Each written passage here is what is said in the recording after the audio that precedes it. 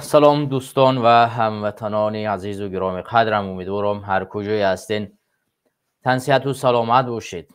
امروز تصمیم گرفتیم در برنامه قدرت و حقیقت در حضور شما قرار بگیریم و پیرامون چند موضوعی صحبت کنیم. اگر دوستان و برادرانی که ما را در شبکه اجتماعی یوتیوب و فیسبوک تماشا میکنن، حتما اگر که صدای ما نباشد برای ما یک پیام بدهند و ما حتما اون را دوباره بررسی میکنیم و مشکلات تکنیکی که موجود باشد اون مشکلات را حل میکنیم. دوستان و هموطنان عزیز، ما تصمیم گرفتیم امروز پیرامون دو موضوع در این برنامه با شما صحبت کنیم.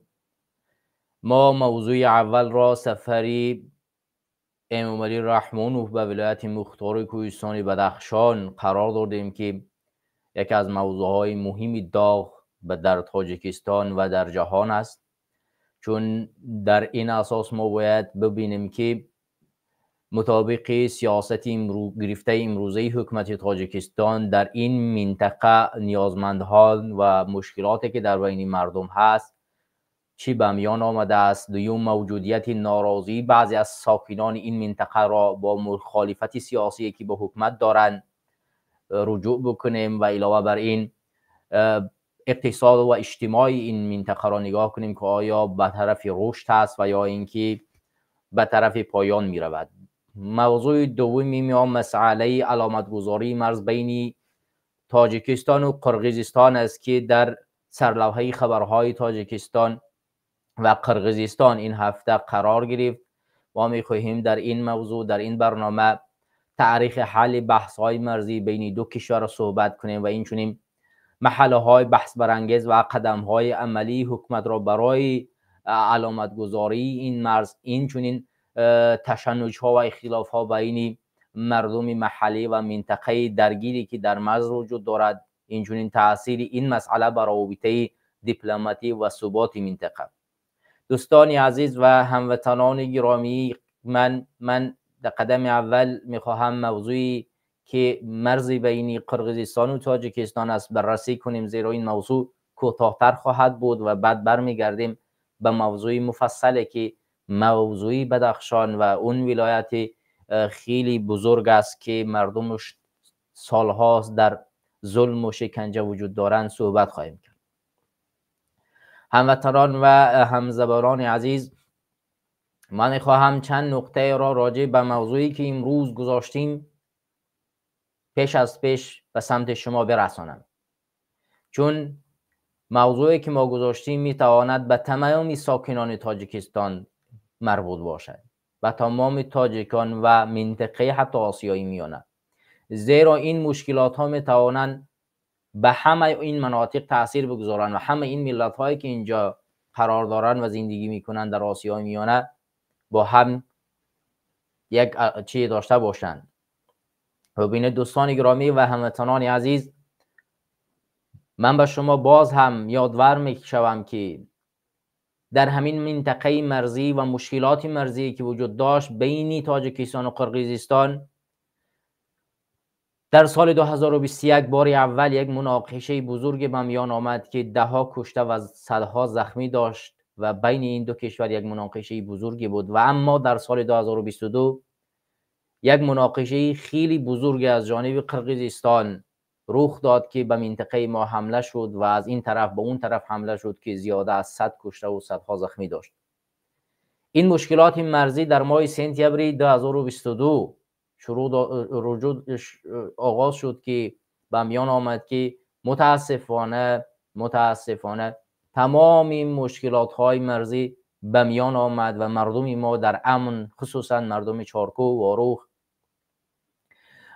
اینها بسیار بسیار در ذلت و در اذیت قرار داشتند. ما تمام تلاش ها را کردیم تا اینی که معلومات های زیادی را به سمت شما راجع به همین مشکلات برسانیم. هموطنان، در واروخ اون سال هزارها شهروند و ساکنی واروخ جان به هلاکت سپاریدند و ده ها نفر به خانه و به سامان و مجروح گردیدند و ده های دیگر در فرار قرار گرفتند و حتی اونقدر این ناامنی و مناقشه تأثیری بزرگ داشت که هموطنان ما از جانب کشورهای دیگر با درخواست حکومت قرقیزستان دستگیر شدند و در منطقه‌های خارج در خارج کشور در زندانها قرار گرفتند. حکومت ناتوانی ما نتوانست از حقوق این ساکنان، از حقوق شهروندان خود که در خارج کشور قرار دارند و توسط قرقیزستان در پیگرد قرار گرفتند حمایت کند و از آنها دفاع کند. ما دیدیم که ناتوانی و ضعف حکومت درباره حمایت و دفاع کردن از هموطنان و ساکنان و شهروندان این کشور خیلی خیلی نمایان بود و ده ماه‌ها ساکنان تاجیکستان و مخصوصا مردم منطقه واروخ و چارکو در عذاب و اذیت، در ظلم و ستم چه در داخل و چه در خارج قرار داشتند. هموطنان عزیز،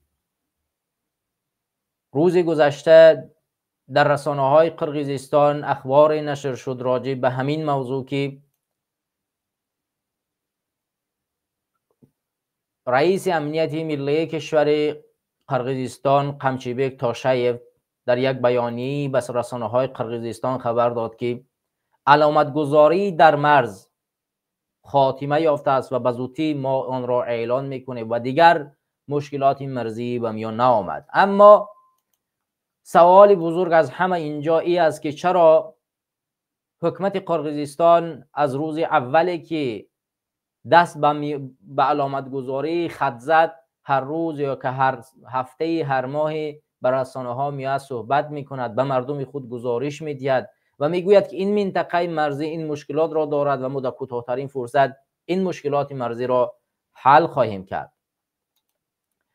اما همونطوری که میبینیم حکومت امامعلی رحمانوف در طول 10 سالها که این مشکلات مرزی وجود دارد با ساکنان صحبت نمی کند و حتی با همون ساکنان لوی مرزی که چارکوه و واروخ و دیگر مناطق هستند حرفی نمیزند.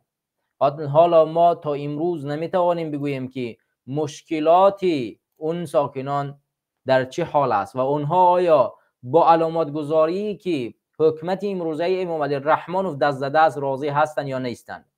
آیا همین علامت گذاری که امروز صورت گرفته است همون علامت گذاری که سال 2012 در بدخشان صورت گرفت، یک منطقه مرغاب به چین فروخته شده بود، آیا چنین واقعه ها دومین باره به میان می آید؟ یعنی این علامت های سوال همیشه در گوش ساکنان ما، در گوش شهروندان تاجیکستان گوشزد می شود و چرخ می زند، یعنی پاسخی وجود ندارد، زیرا در شاخه حاکمیت تا امروز کسی برای پاسخگویی و کسی برای جوابگویی و کسی برای حسابات دادن موجود نیست. ما سالها باز میگوییم که مردم عزیز، قدرت، وظیفه این خدمت کردن به مردم است و گزارش دادن از اعمال خود است. وقتی که حاکمیت، وظیفه داران اجرای وظیفه، اجرای خدمت به مردم نمی کنند، باید مورد بررسی، مورد بحث، مورد گفتگو، مورد پرسش قرار بگیرند. در صورت نگرفتن این حالت ها تمام این وظیفه داران و قدرت داران هر کاری که در توانشان هست به خاطر پول کردن جیب خود و خویشاوندان خود تلاش میکنند و هیچ وقت در فکر ما و شما نخواهند شد.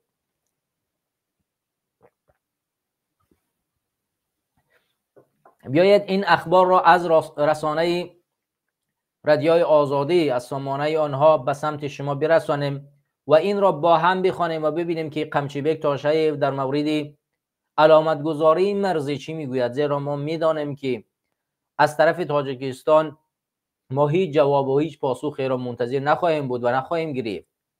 اگر هرچند انتظار شیم، پاسخگو و گزارش‌ده از این حکومت نخواهد بود و انتظارش هم نخواهیم داشت، چون در گذشته هیچ وقت و هرگز این کار را نکردند و در آینده هم نیز این کار را نمی کنند. بیایید به رسانه‌های آزادی رجوع میکنیم و میبینیم که در قمچیبک تاشایف در این بیانیه‌ای که چند روزی پیش به رسانه‌ها داد چی گفته است.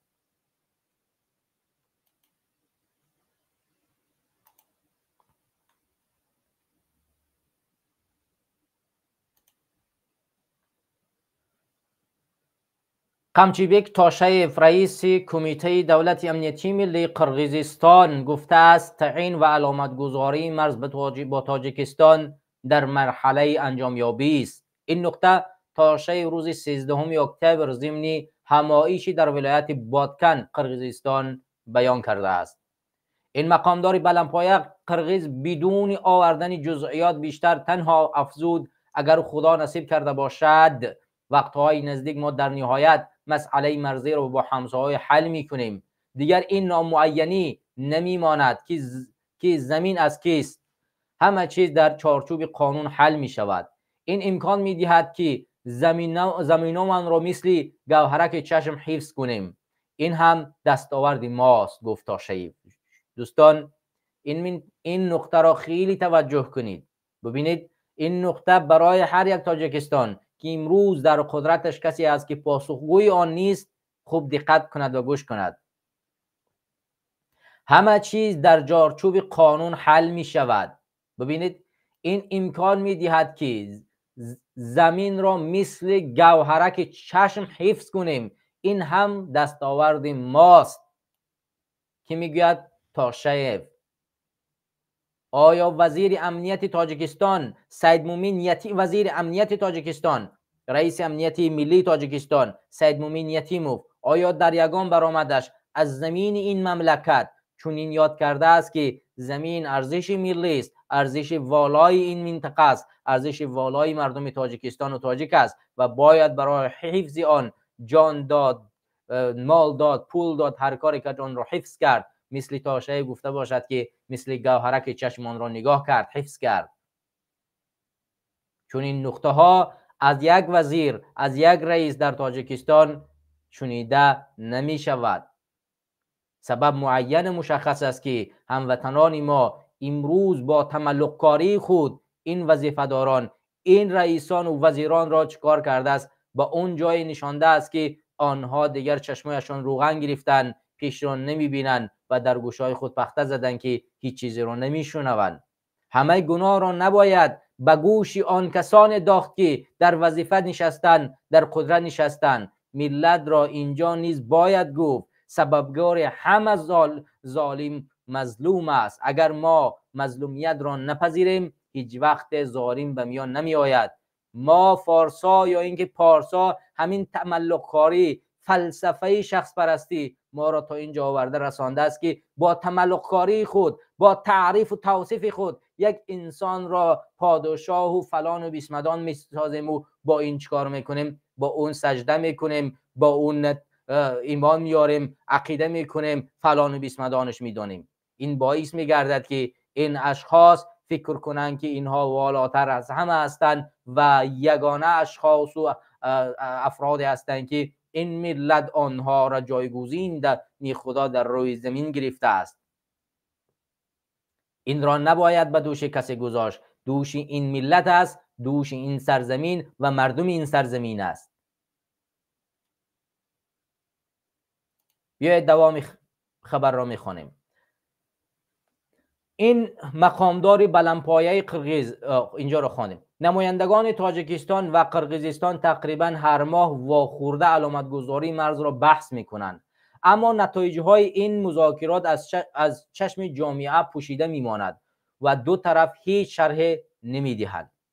طبق آخرین خبرهای رسمی 94% خط مرزی تاجیکستان و قرقیزستان معین شده. گفتگوها برای سر منطقه باقی مانده ادامه دارد. مشخص نیست که مکانهایی که انیق نشدند در کدام قسمت مرزی جای گرفتند. برخی منبعها در حکومت تاجیکستان میگویند که ها را مرحله های تعیینی مقامی قطعه های بسیار حساس مرزی ظاهرا اهالی نشین جریان دارد. یعنی در این منطقه، در اینجا می شود گفت که عین حال همون مناطقی که خیلی جنگی هستند به مانند مناطق واروخ. ببینید دوستان، همون طوری که در خبرها و ما و شما میخوانیم علامت های چارکوه و واروخ یکی از منطقه هایی است، یکی از زمین هایی است که واقعا در گذشته با پدران ما تعلق داشت و اونجا ساکنانش همش تاجیک نشین هستند و و بیشترین منطقه و مردم در اون منطقه زندگی میکنند. وقتی یک منطقه سر آدمی ما با چنین مشکلات دچار میشود، در حالت سختی، در حالت حمله از سوی قرقیزستان، میدونیم ما با چی روبرو خواهیم شد. در همین منطقه مرزی در اون طرف مرز در قرقیزستان زیاده از 5000 اهالی زندگی نمی کند، ولی فقط در یک چارکوه واروغ زیاده از 50 تا 80 هزار شهروندی ما زندگی می کند.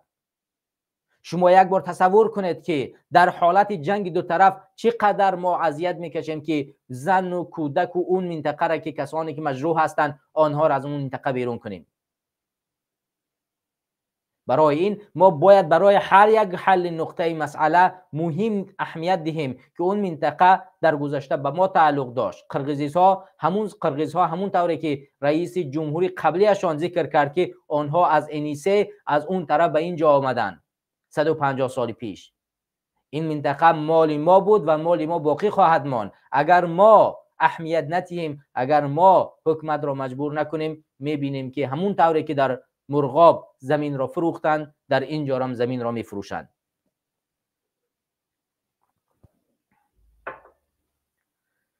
مقامات قرقیزستان از جمله رئیس جمهوری این کشور صادر جباروف چند مرتبه برای پایان گفتگوهای مرز با تاجیکستان مهلتی تعیین کردند، اما با پایان این مهلت هنوز هم مسئله نهایی نشده است.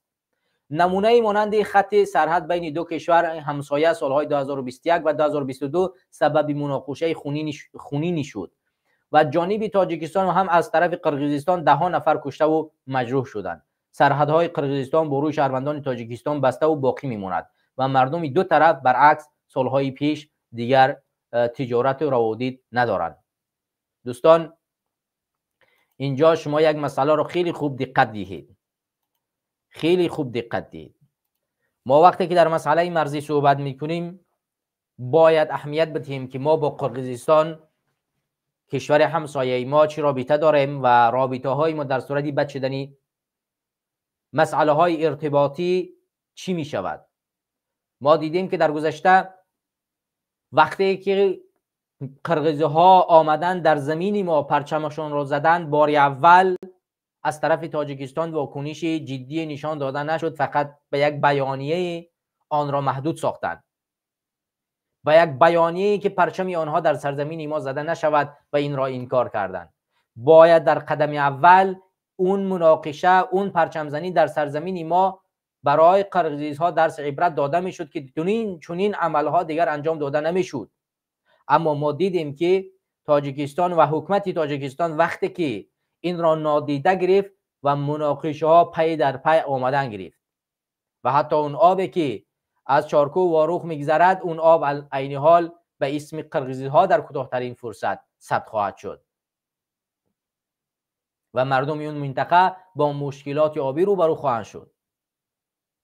برای همین وقتی که مناقشه سال 2022 آغاز یافت و در اونجا چندین نفر مجروح و کشته شد، قرقیزها چکار کردند؟ برای ما مشکلات روابط وارد کردند که ما نتوانستیم از طریق کشور قرقیزستان سفر کنیم. ما میدانیم که اگر ما بخوایم با کشورهای دیگر، روسیه و قزاقستان و این کشورها سفر کنیم، ما از زمین دو کشور استفاده میکنیم، یا که قرقیزستان یا که ازبکستان. و همین باعث گشت که قرقیزستان برای ما مشکلات ایجاد کند و در مرز قرقیزستان که تاجیکان از روسیه به طریق بیشکک و آش و این طریق سفر میکردن، 10 نفر را در فرودگاه نگاه داشته لط و کوب کرده، اذیت کردند و آنها را برگرداندند. در عرصه بین المللی و سیاست دیپلماتی چنین حالتها پاسخگویی دارد و جوابگویی دارد از جانب حکومتها. شما دیدید که بریتانیای کبیر برای یک شهروندش که در چین دستگیر کرده شد چی کارهایی را انجام داد، یا که امریکا این چنین وقتی که یک شهروندش در یک مناطق گرفته می شود چی کارهایی را انجام نمی دهد. مسائل دیپلماتی یک مسائل مهمی مردم به شمار می رود و کشورها. اگر ما نتوانیم یک کس برای شهروندی ما در یک جا حمله می کنند، می زند، شأن و شرف او را پایان می برد، حمایت نکنیم، مطمئن باشید که حالت بدتر و بدتر می شود. وقتی که ما ادعاها از این بزرگ میکنیم، ادعا از دولتداری میکنیم، نظامداری میکنیم و میگوییم ما یگانه ملت هستیم که این آسیای مرکزی را صاحب بودیم و خراسان داشتیم و سامانیان داشتیم و هزارها کشورهای دیگر داشتیم و این منطقه زیر نظارت ما بود، در کوچکترین کشور در آسیای مرکزی بالای ما حمله میکند و پرچمش را در منطقه ما میزند و ما باز هم ادعاها میکنیم که ما توانمندیم. این توانمندی از کجا می آید؟ وقتی که ما به خودمان دروغ میگوییم که ما توانمندیم. به خودتان سوال کنید توانمندی ما در کجاست؟ وقتی که پرچم قرقیزستان میاد در سرزمین ما زده می شود و ما هیچ درس عبرتی برای او دادن نمی توانیم. وزن و توانمندی ما در کجاست که وقتی در فرودگاه قرقیزستان تاجیک را لط و کوب میکنند، میزنند و دومین باره به زمینشان آمدن نمیمونند، بیرونش میکنند. هزارها دانشجوی تاجیکستان در قرقیزستان زیر شکنجه و ظلم قرار میگیرند و اخیر اجباراً از دانشگاه اخراج کرده میشوند.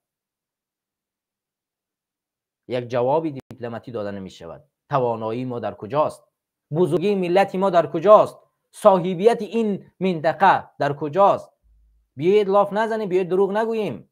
پس بگوییم که ما کسی نیستیم، چیزی نیستیم و چی کار انجام دادن نمیتوانیم. هزارها امروز مهندس و کتابدان و نویسنده و انجینیر رو برآمدن، بعد میان صحبت‌های دروغ و آشکار و ما امروز فرزندان فلان هستیم و پیشوای سیاره داریم و فلان و بیسمدان میکنیم و تاجیکستان و تمامی تاجیکان را اداره خواهیم کرد و ما فلان این طرف داریم. بیایید دروغ نگوییم آخه به خودمان. آخه این دروغ گفتن تا کجا؟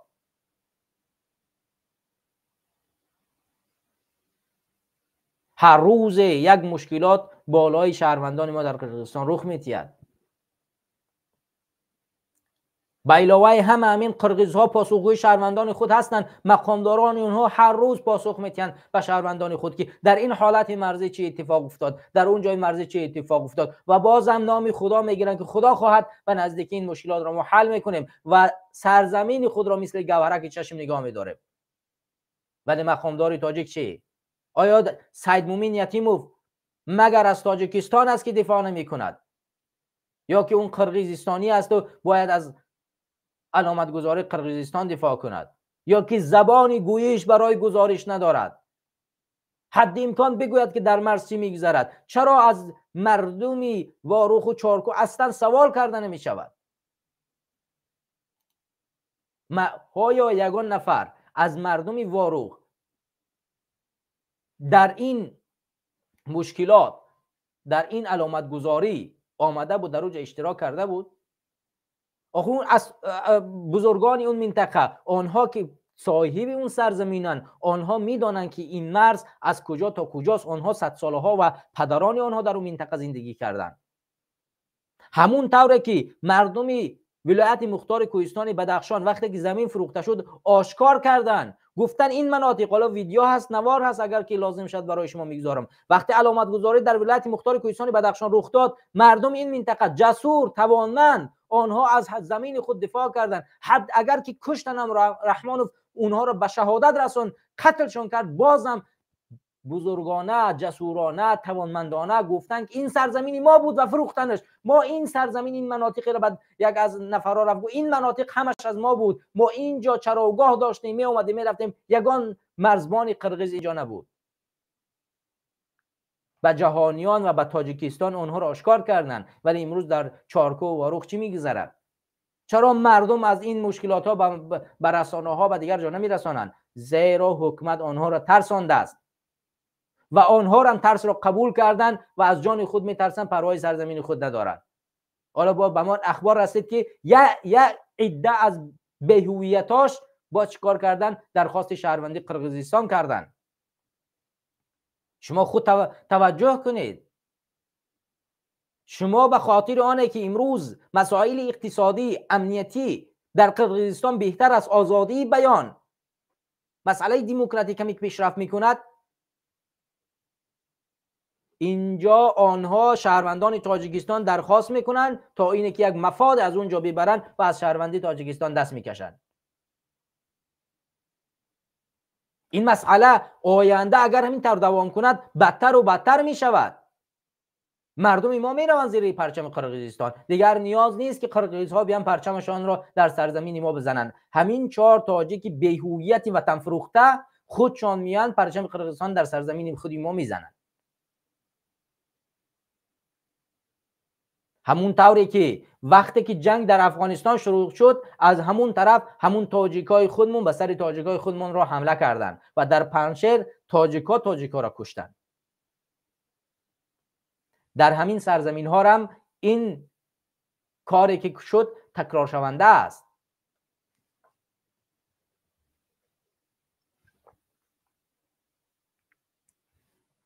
برای همین همدیاران و هموطنان عزیز، مسئله مهم، مسئله مرزی باید یک ارزش ملی و ارزش والا برای هر یک تاجیکستانی باشد. من تایید میکنم برای هر یک تاجیکستانی باشد، نه تنها به خاطر یک رحمانوف کسی دیگر.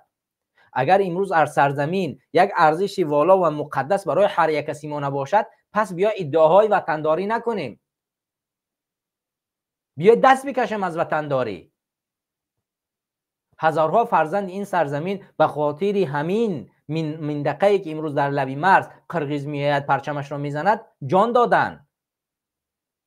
هزارها برای برقرار کردن استقلالیت، برقرار کردن زمین، میدونی چی کار کردن؟ جان دادن. از بزرگانتان باید فراموش نکنید که برای برقرار کردن یک حکومت تاجیکستان چه کارهایی را، چه اتفاقایی افتاد و چه کارهایی را انجام دادن. ولی امروز ما و شما میاییم نشستیم و فکر میکنیم که نه، مشکلات همه حل است و ما پیشوای سیاره داریم و اون پیشوای سیاره میداند که چیکار کند و رفته است در ولایت مختار کوهستان بدخشان دخترها را به رقص در آورده است. در اونجا رقص سرود میخواند، نه وابسته از آنه که در اونجا سال گذشته 2022-21 چندین نفر را به قتل رسان، باز هم در اونجا رقص سرود، دیسکوتک و دخترها برقصند، بچه‌ها سرود بخوانند، برقصند و رحمان در اونجا لذت ببرد. و در این طرف مرز قمچیبک چیکار کند؟ بیاید با مردمی منطقه بادکن که هم مرز تاجیکستان است بشیند، گفتگو کند، با آنها بگوید که من به شما وعده میدهم و به اسم خدا که مرز شما در کوتاه‌ترین فرصت حل می شود و این مرز ما گوهرک چشم حفظ و دفاع میکنیم.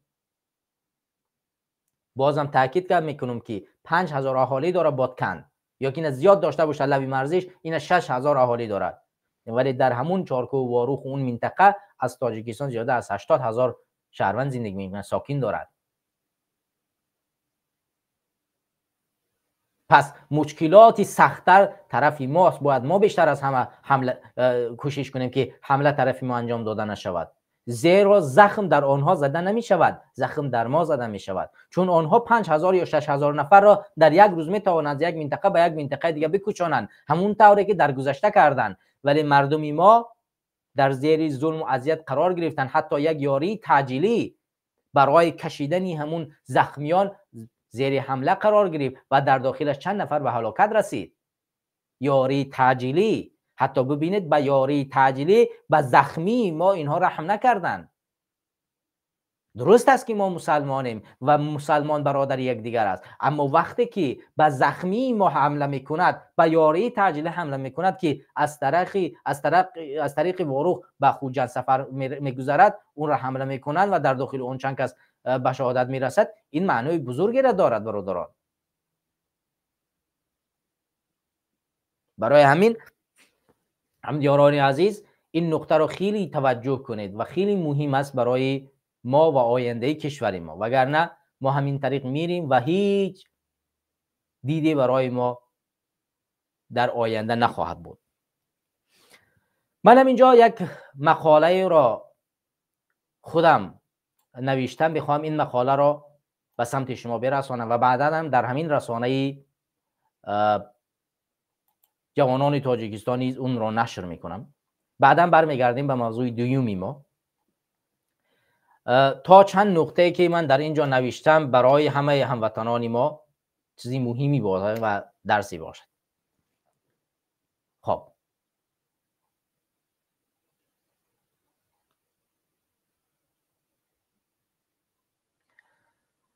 رئیس کمیته دولت امنیتی ملی قرقیزستان قمچبک تاشیف خبر داد که کارها عاید به علامتگذاری مرزی تاجیکستان و قرقیزستان در عرفه انجامیابی قرار دارند.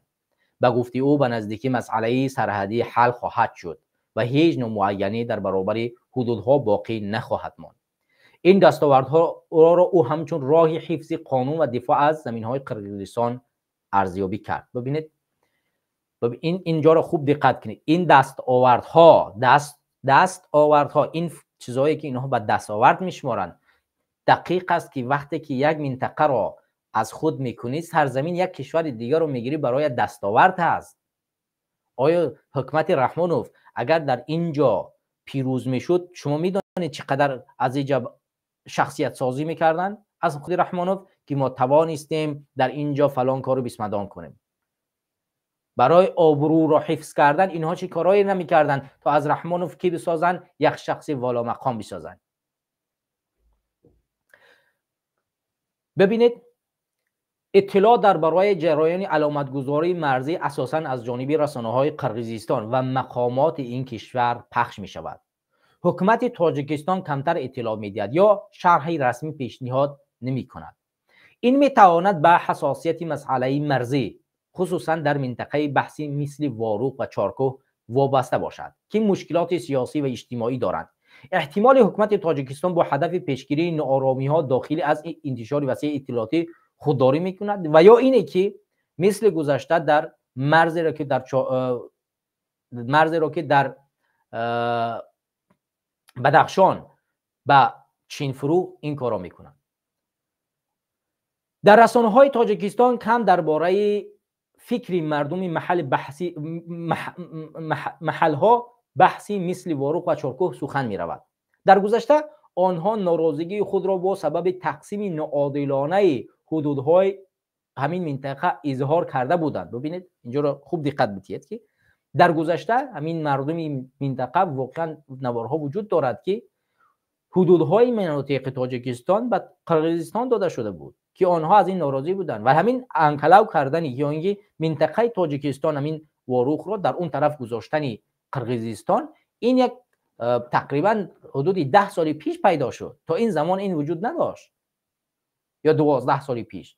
تا این زمان اینجا سرزمین تاجیکستان بود و راه از تاجیکستان بود و عین حال این راه را قرقیزستان ادعاها میکند که مال آنهاست و در اونجا نمیموند که مردم تاجیکستان آسان بروند و بیایند.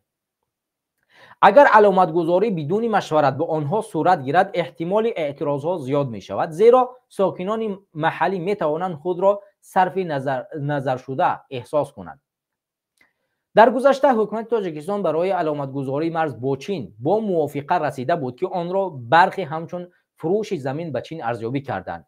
این تجربه می تواند سبب نگرانی ساکنان در مورد روندهای فعلی گردد. اگر شفافیت در این مذاکرات نیز تأمین نشود، احتمال بحث داخلی و ناراضگی جامعه بیشتر می شود. ببینید ما در گذشته چنین یک مشکلات در مرغابی بدخشان داشتیم و این مشکلات اونقدر وسیع شد که در سال 2012 ببینید 10 نفر از جانب همین حکومت به قتل رسانیده شد و 10 نفر دیگه پشت پنجره کشیده شد و شما دیدید که حکومت دیکتاتوری مولی رحمانوف یک ارمی یک چه نظامی بزرگ را با اون منطقه برد و 10 نفر را قتل عام کرد و همین منطقه همین کار امکان داره که در همین منطقه که عین حال با بدون گفتگو با مردم مرز را خط میکشند امکان دارد، چون خانه یک کس میتواند در قرقیزستان بماند، اون منطقه واروق میتواند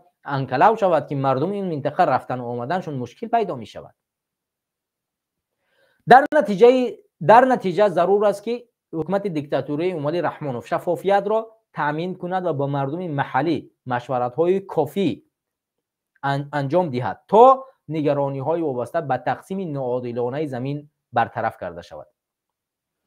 این بود هموطنان یک اخباری که من شخصا این را نوشته بودم و بعدا در رسانه‌ها باز هم نشر خواهم کرد. اما شما خوب دقت دهید که هموطنان و همدیران عزیز و گرامی، در صورت بیشتر شدن چنین کارها از جانب قرقیزستان، مردم ما باید چشمانشان را باز کنند، باید حد امکان ناراضگی خود را نسبت همین کارها برای حکومت برسانند تا حکومت مجبور شود که بیاید گفتگو کند با مردم. وقتی که طرف قرقیزی‌ها آماده‌اند با مردم صحبت کنند، میآیند رئیس امنیتش دیگر طرفش میاد با مردم صحبت میکند، چرا باید ما و شما صحبت نکنیم؟ چرا باید ما و شما از اونها درس عبرت نگیریم؟ مگر شما مردم تاجیکستان ما خودمان را وارثانی مثل سینا و خیام و رودکی و امام ابو حنیفه و دها امام بخاری و اینها نمیدانیم؟ مگر امام ابو حنیفه از دست کی کشته شد؟ از دست ظالم. به خاطر چی؟ به خاطر ناراضیتش. ما چرا چون این عبرت را نآموزیم و ناراضیت خود را در اینجا بیان نداریم؟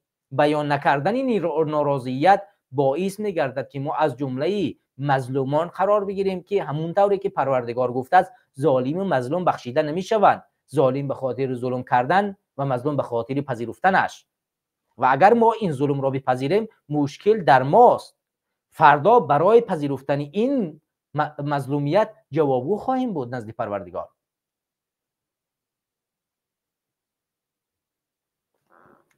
هموطنان و همدیاران عزیز، من پیونده که این برنامه را در زیر همین نوار گذاشتم، استودیوی ما استودیو جدید است. ما تصمیم گرفتیم که در برنامه‌های بعدی از یک استودیو دیگر استفاده کنیم و اگر دوستان مشکلی پیوست شدن داشته باشند میتوانند مراجعت کنند، در چت بنویسند که من پیوست شده به استودیو نمیتوانم و مشکلاتی در استودیو وجود دارد، چون اصلا این استودیو کاملا فرق کننده است. این بار اول است که ما در برنامه خود و حقیقت از استودیوی نو استفاده میکنیم و دیگر در آینده از همین استودیو برای پخش‌های مستقیم خود استفاده خواهیم کرد و اگر دوستانی که پیوست شدن میخواهند از طریق همین استودیوی نو لطفاً پیوست شین و در موضوعی که من تقریبا زیاده از 40 دقیقه از 37 دقیقه صحبت کردم فکری خود بیان بدارید و حرفای خود رو بزنید و اگر مورد چیزهایی من ناطقی گفته باشم میتونید مورد بحث قرار بدین و من آماده پاسخگویی نقطه‌هایی که در بالا ذکر کردم هستم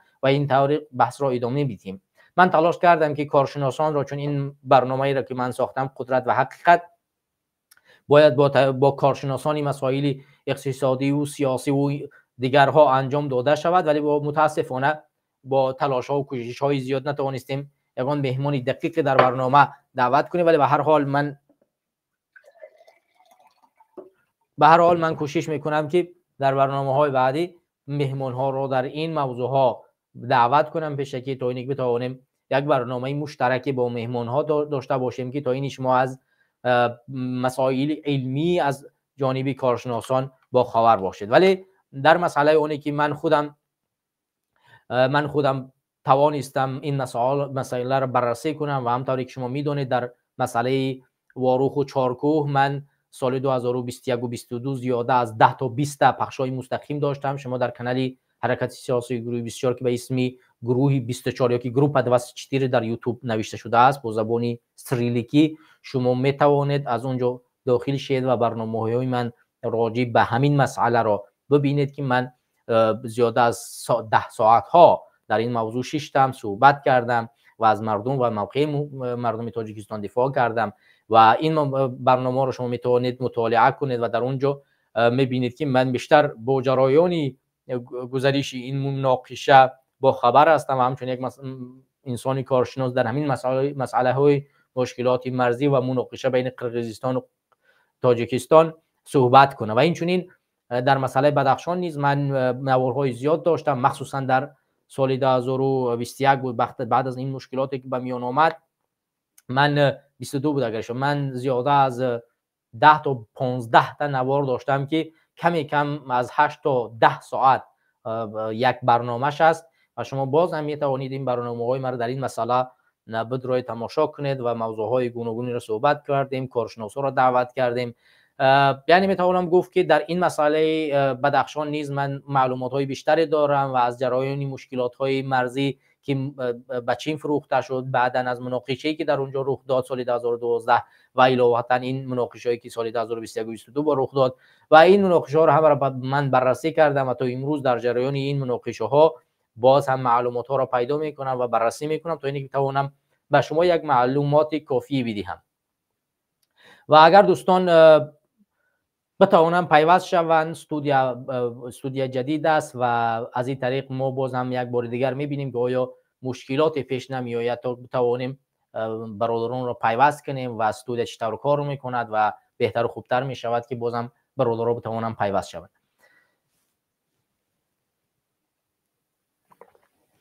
برادران و خواهران گرامی، این موضوع اول بود و اگر که برادران پیوست شوند ما میتوانیم در موضوع اولم بحث کنیم و من تا اینی که برادران پیوست میشوم به موضوع دوم میگذرم، چون موضوع دومی ما یک موضوع خیلی خاص است و طولانی تر از موضوع اول است و بر اساس همین من تصمیم گرفتم که در موضوع دوم بیشتر صحبت کنیم و بحث کنیم، زیرا امروز متاسفانه در این منطقه ولایت مختار کوهستانی بدخشان مردم غم زده هستند، رنج دیده هستند، زخم دارند و ما و شما در این منبرها بتوانیم یک تحسین، یک آرامش برای قلب اون زخمی ها باشیم و یا تسکینی بدهیم برای اون مادرانی که فرزندانشان را از دست دادن یا اینکه شوهرهایشان در زندانن و یا اینی که فرزندانشان کشته شدن، شهادت رسیدن و یک تسکینی برای اونها باشیم و این بسیار مهم و عاجل است برای هر یک شهروند تاجیکستان، زیرا وقتی که فرزند شما از دنیا میگذرد و برعکس آن میآیند برای شما رقص و سرود و هزار و بیست مدان میکنند، این چیز بسیار برای شما ضربه و لطمه میزند و اگر هرچی هم باشد از نام تاجیک و تاجیکستانی در اون منطقه کارها انجام داده میشود و ما و شما باید این موضوع را بیشتر بررسی کنیم. اگرچه در روزی پیش در برنامه قبلی من خیلی کوتاه گفته گذاشتم ولی امروز بیشتر صحبت خواهیم کرد. خب موضوع دومی ما سفر امامعلی رحمان به ولایت مختار کوهستانی بدخشان است و در این برنامه ما تأثیر سفر امامعلی رحمان رو بر رشد منطقه و مناسبت ها با ساکنان صحبت خواهیم کرد و سوال اصلی اینجاست که آیا سیاست رشد حکومت با نیازهای محلی مطابقت می کند و یا اینکه چگونه ساکنان از سفر پرزیدنت و وعده های او راضی هستند یا که ناراضی اند.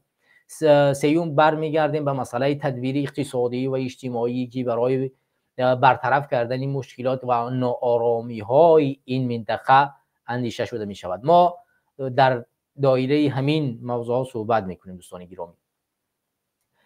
خب هموطنان عزیز و دوستان گرامی، همونطوری که شما میدانید امامعلی رحمانوف چند روز اخیر در یک سفر در ولایت مختار کوهستان بدخشان قرار دارد.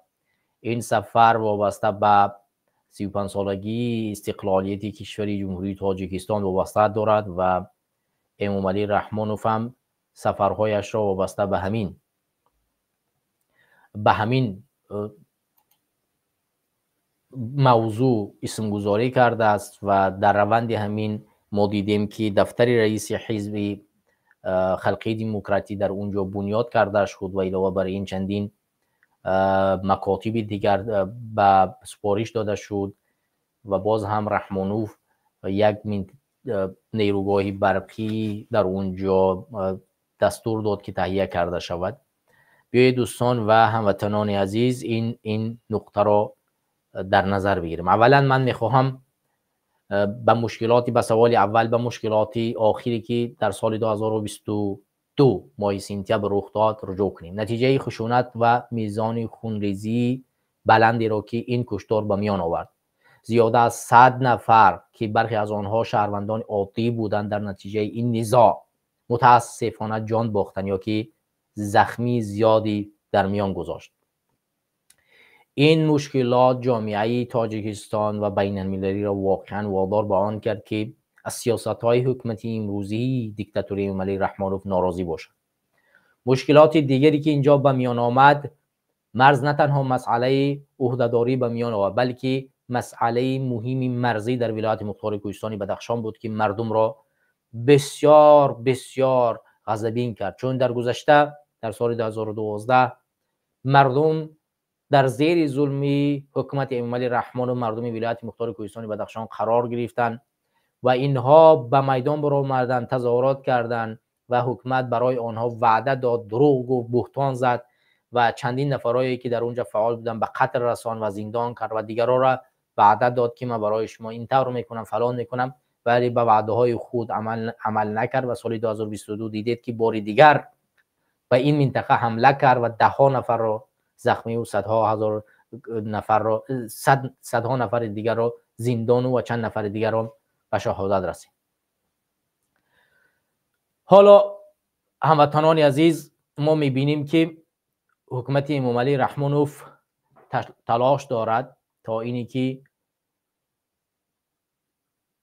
از منطقه بدخشان یک منطقه بسازد که همون طور در سال 2010 ولایت ناحیه رشت به این فشارهای رحمانوف تن نداد و اونجا را با قتل رسان و مردم مبارز اون منطقه را زندان کرد، به شهادت رسان و اون منطقه را زیر دست خود گرفت که امروز یکی از منطقه شده است که تنها به تعریف و توصیف امامعلی رحمانوف تبدیل گشته است. همین کار را میخواهد در ولایت مختار کوهستان بدخشان انجام دهد.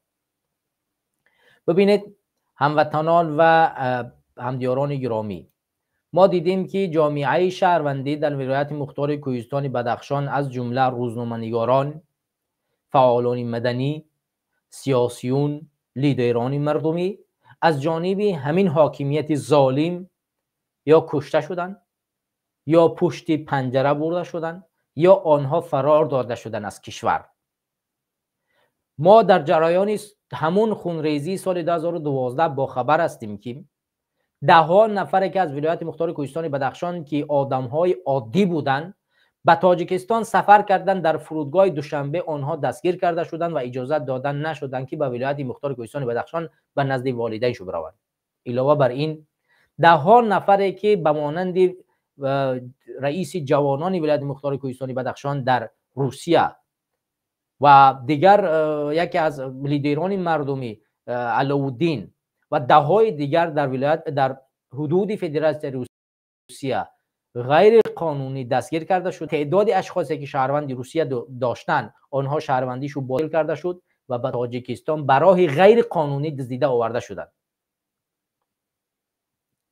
چهارشنبه ورزشکری ولایت مختار کوهستان بدخشانی که در جریان تظاهرات در واروخ از مردم دفاع کرد و گفت که مردم تاجیک باید اینجا ظلم و ستم نشود و علاوه بر این در دوران خونریزی خاروق هم نیز یک مراجعت نامه کرد توسط یک ویدیو و از مردم خواست که این خونریزی را قبول نکنند و از حکومت خواست که این خونریزی انجام داده شود به کوتاه‌ترین فرصت. ولی دیدیم که اون را از روسیه غیر قانونی به تاجیکستان آوردن و به 7 سال روانه زندان کردند. یک ورزشکری که کریر ورزشیش خراب شد، ویران شد و ده ها کارهای غیر قانونی که انجام داده شد.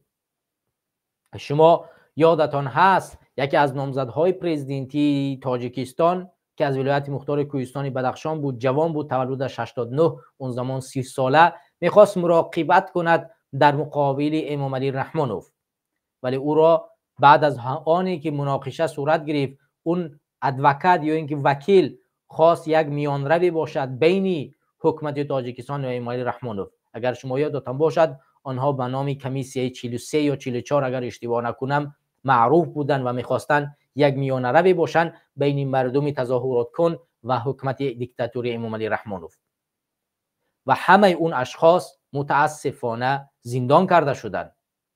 حالا شما یک نفر را از همین اشخاص پیدا کنید که امروز در آزادی قرار دارد. از همین کمیسیه 44 یا 43 اشتباه نکنم یگان نفرش در آزادی قرار ندارد. ببینید تظاهرات تا زمانی که لیدر مردمی محمد باقر را در همین ولایت همین فرماندهان خونین رژیم دیکتاتوری امامعلی رحمانوف حمله کرده در همونجا به قتل به شهادت نرساندن تمام نشده بود. وقتی که این لیدر مردمی را به قتل رساندن بعداً پیروزی حکومت امامعلی رحمانوف و دستش آمد و باز چیکار کرد؟ بدرفت تمام اشخاص را، چه کمی 33 و 44 و دههای دیگر را دستگیر کرد و آمر زندان کرد.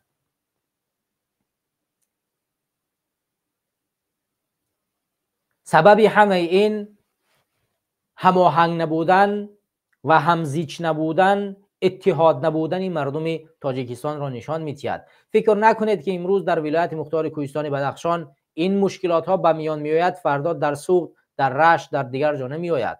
همین ولایت سوخت خودش به همین مشکلات دچار شد. تمام لیدران مردمی ولایت سوخت از جانب کی دستگیر کرده، زندان کرده شدند؟ از جانب همین حکومت دیکتاتوری امالی رحمانوف. در رشت سال 2008 چه اتفاقی افتاد؟ لیدران مردمی توسط کی دستگیر کرده کشته شدند؟ توسط همین حکومت دیکتاتوری امالی رحمانوف. وقتی که ما در چنین شرایط مردم ولایت را تنها میگذاریم، پس منتظر نباشید که فردا این ولایت در مشکلات دیگر مناطق چیکار میکنن، در کنار شما میستن.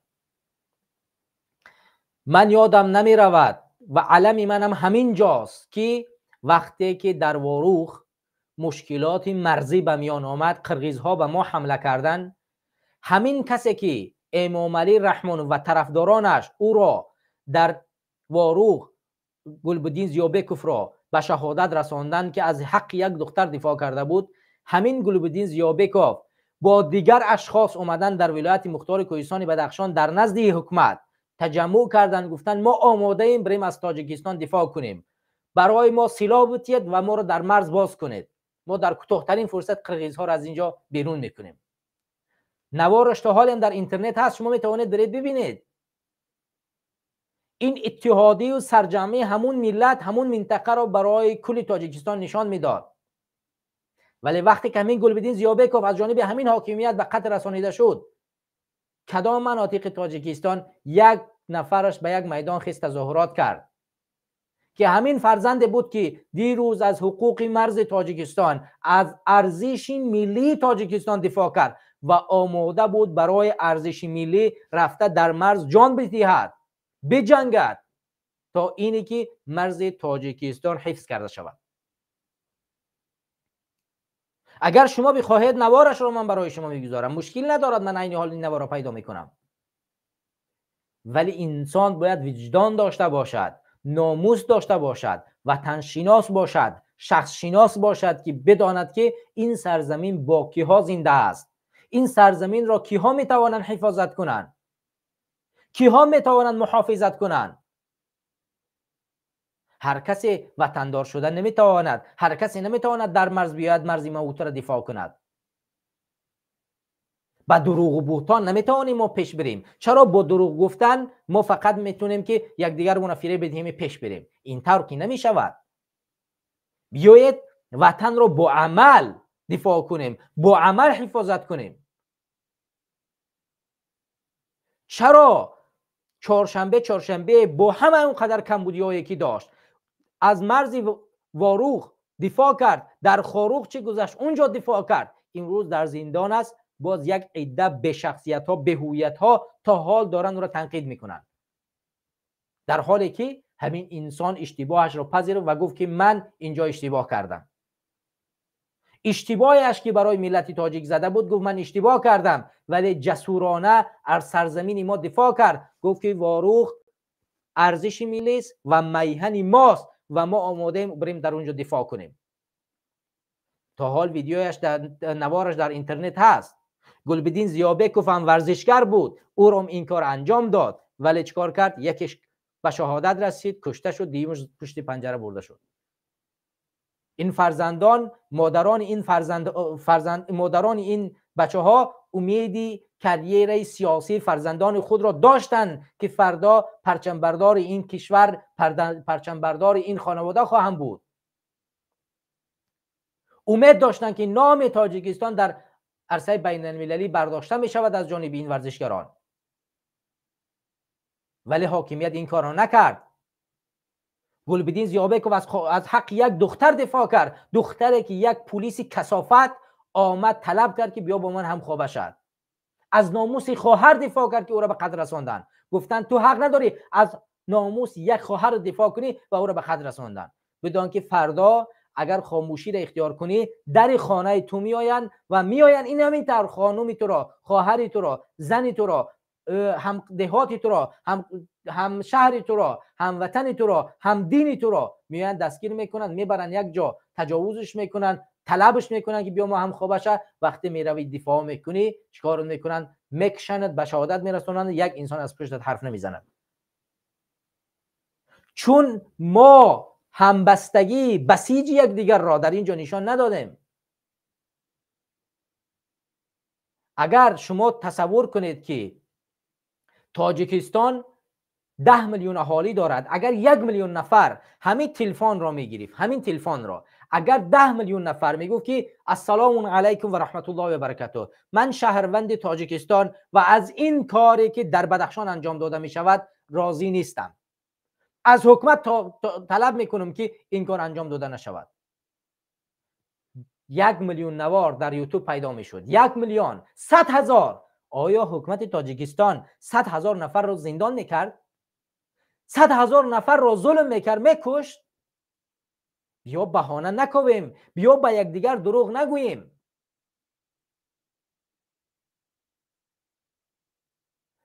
وقتی که مسئله همبستگی وجود ندارد، پس بیا دقیقاً بدانیم که ما آینده نمیدانم در کجا قرار میگیریم، یا که زیر نفوذ طالبان، زیر نفوذ چین، زیر نفوذ روسیه، زیر نفوذ قرقیزستان و یا یک کشور دیگر قرار خواهیم گرفت و همینطور بازم پشت یکدیگر کار میکنیم، یک تاجیک دیگر میفروشد و میرود. اینجا یک برادر دیگرم در نظریات نوشتن، ایزد امان حامی حقوق مهاجران در روسیه بود، همون زمان چیکار کرد؟ گفت که برای من اجازت بدهید، من از همین مهاجران آماده ایم تا 100,000 آدم آماده کنم برم در مرز بجنگم، اجازت بدهید وارد تاجیکستان شیم، من آماده ایم برم بجنگم. یعنی فرزندان بناموس این ملت که از سرزمین و ارزش‌های ملی این کشور دفاع میکنند پشت پنجره برده میشوند و ما میشینیم منتظر میشویم که یک نجات دهنده سیاره میآید و ما و شما را نجات میدهد. اون نجات دهنده سیاره کی باشد مطمئن نیستیم. آیا نجات دهنده سیاره امروزه تاجیکان مگر چین است، روسیه هست، طالبان هستند، قرقیزها هستند؟ از خودتان سوال کنید، منتظر کی هستید؟ کدام کشور باید بیاد شما را نجات بدهد؟ کی بیاد شما را از این ظلم خلاص کند؟ آیا از حکومت امروزه طالبان راضی هستید؟ میخواهید زیر حکومت طالبان بروید؟ آیا میخواهید زیر حکومت و نفوذ روسیه باشید؟ آیا میخواهید زیر نفوذ چین باشید یا زیر نفوذ قرقیزستان باشید؟ برادران و هموطنان عزیز و گرامی، در گذشته تاریخ برای ما درس عبرت داده است. وقتی که امیر بخارا به مردم ولایت مختار کوهستان بدخشان ظلم کردن، همین ولایت به پادشاهی روسیه نامه نوشت مردمش که ما در ظلم و ستم این منطقه قرار داریم، بیا ما را نجات بده. و حکومت پادشاهی روسیه آمد همینا را گرفت زیر نفوذ خودش قرار داد و ولایت مختار کوهستان بدخشان قسمتی از روسیه شد و همین شکستی دولت امیرات بخارا امارت بخارا گردید. همین باعث شکست امارت بخارا گردید. چرا؟ چون ظلم و ستم باعث کردی که احساس و امیدی مردم از بین برود و این باعث کرد که مردم نجنگند و بخارا پایتختش چیکار کرد؟ شکست خورد و زیر نفوذ روسیه و کاملا کشور ما امارت ما زیر نفوذ روسیه رفت. و اگر امروز ما از استقلالیت و ارزش زمین و ارزش مردم خود دفاع نمی کنیم، فردا مطمئن باشید که همین مشکلات گذشته تکرار شونده است و زیر نفوذ یک از این کشورها قرار خواهید گرفت. برای همین بیایید بحث کنیم، صحبت کنیم، بررسی کنیم، استراتژی رسیدن به حاکمیت را بکشیم و بریم در حاکمیت برسیم. منتظر احزاب‌های سیاسی نباشید. احزاب‌های سیاسی به شما هیچ کمکی نخواهند کرد. مطمئن باشید که احزاب‌های سیاسی که امروز در خارج کشور هستند منتظر اون هستند که در فردا در تاجیکستان یک انقلاب شود، اینا بیرون بگویند که برادرها و هموطنان ما هستیم، ما سالهاست دفاع میکنیم و برای ما مدال قهرمانی دهید. غیر از این چیزی دیگر ندارند. برای این کار کردن باید هر انسان امید به خودش داشته باشد، برای اتحادی و سرجمعی بیاید در مابین این مخالفان بماند و کوشش کند هر توانمندی دارد مصرف کند. علم داری، به علمت بیاد دقیق برنامه بکش، صحبت کن، استراتژی ایجاد کن تا اینی که آینده این ملت چی باشد؟ سرفراز باشد، موفق باشد. منتظر کسی دیگری نباشد که هر کسی که میآید برای ما چیکار میکند؟ حرف میزند. بیایید دایره سفر امام علی رحمان الله یه بار ببینیم.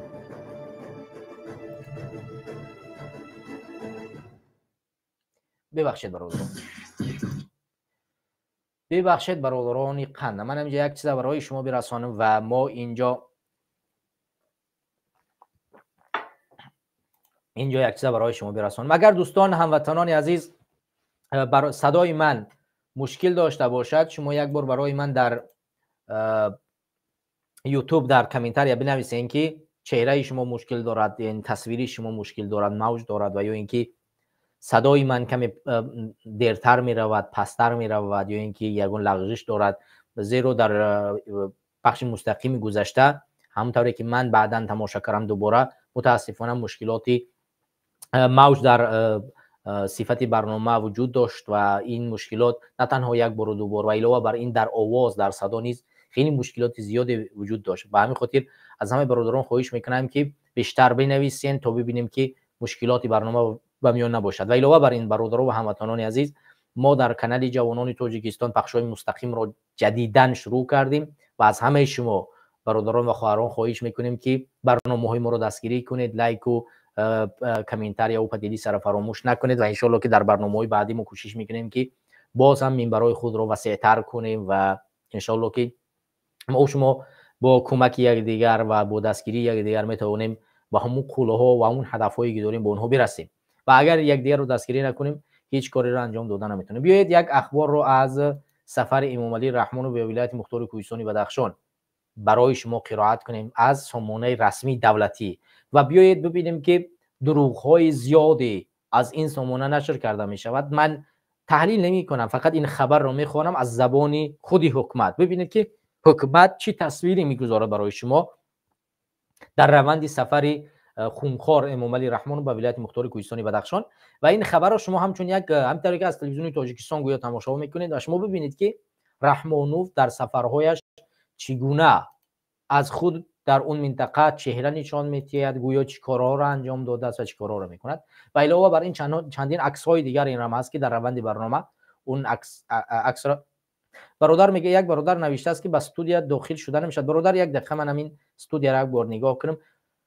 استودیو برادر استودیو اصلا مشکل نداره. ویدیو پارتیسیپنت شو نون ویدیو برادر استودیو یگون مشکل ندارد و باید که 100% پیوست شده بشود ان شاء الله. من بازم بله استودیو یگون مشکل ندارد. استودیو جدید است برادران، من این استودیو را بار اول استفاده میکنم و استودیو ان شاء الله که برای آینده فونکسیون خیلی خوب و مهم دارد. ان شاء الله که ما در آینده بتونیم طریق استودیو در تیک تاک و در فیسبوک و در اینستاگرام و در دیگر پلتفرم هایی که موجودند پخش های مستقیم بریم همزمان و یوتیوب و فیسبوک، همچنین در تلگرام، توییتر و دیگر جاها ان شاء الله که خوبتر می شود. از برادران استودیو خواهش میکنم که اگر که گوش کرده استوده باشید یک بار خودتان پیوست شوید که آیا پیوست شده میتوانید یا نمیتوانید. با استودیو یک بار استودیو را سنجش کنید. من شما رو در استودیو بالای استودیو نمیارم، فقط پیوست شدن خودتان یک بار پیوست شید که ببینید که استودیو برای پیوست شدنش مشکل دارد یا ندارد. زیرا بچه‌ها زیاد نوشتن که پیوست شدن با استودیو مشکل دارد، ولی من مطمئنم که مشکلی نباید داشته باشد چون خیلی ساده است پیوست شدن. این استودیو آسان‌تر از استودیو قبلی است و پیوست شدن هم خیلی ساده است. شما یک بار دیگه برادر رو چک کنید. من تا اون زمان اخبار از چی بخونم برای شما دوستان؟ از خاور.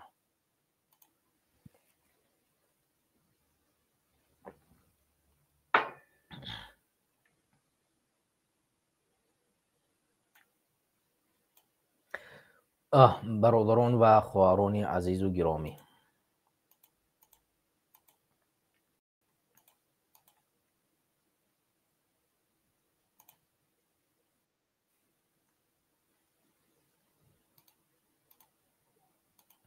بله بله، من میبینم بچهای استودیو پیوست شدن و بچهای استودیو به ما بنویسین که ببینین اگر که خودتون پیوست شدین یگون مشکل داشت یا که نداشت.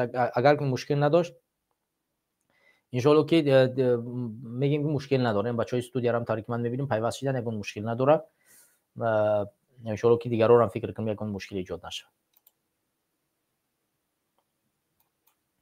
خب دوستان گرامی، هم طوری که شما میبینید در نزد اکران شما این رسانه رسمی دولت و حکومت تاجیکستان خاور است، پایگاه خاور. یعنی همونطور که شما در بالا میبینید این پایگاه خاور است و در اینجا درباره رفتن و سفر امامعلی رحمانی در ولایت مختار کوهستان بدخشان صحبت رفته است و ما این رو از طریق همین رسانه به شما میخونیم و میبینیم که این رسانه نسبتی سفر امامعلی رحمانوف از دیدگاه حکومتی چی میگوید. ما از دیدگاه خودمون چندین تحلیل ها کردیم، ولی به هر صورت بازم بعد از خواندن این یک تحلیل برمیگردیم.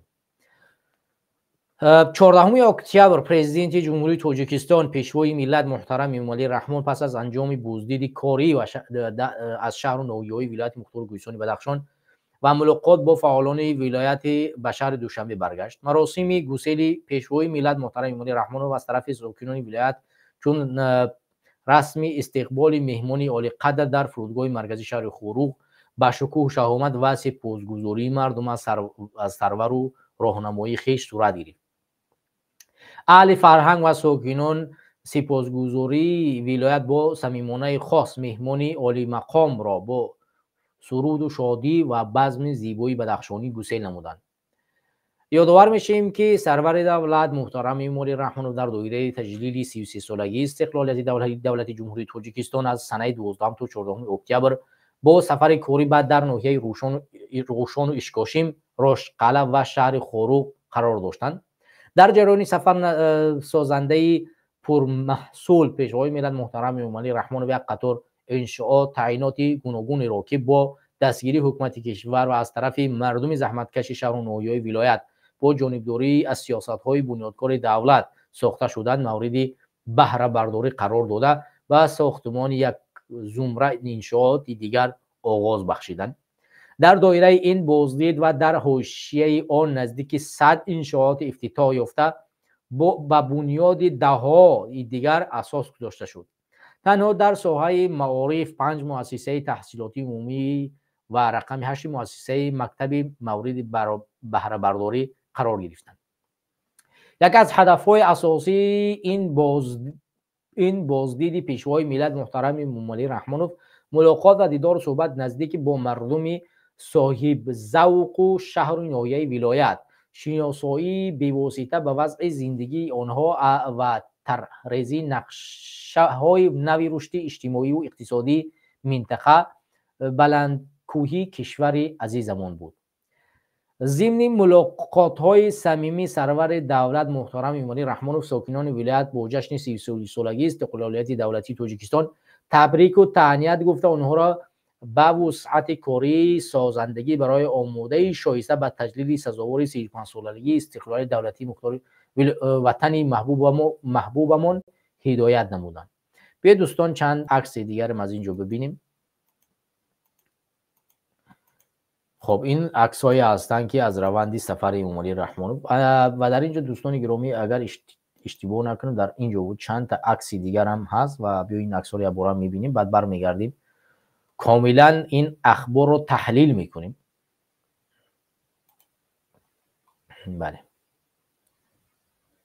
بله این اخبار رو بعدا تحلیل میکنیم. خب این عکسایی که شما دوستان و هموطنان میبینین،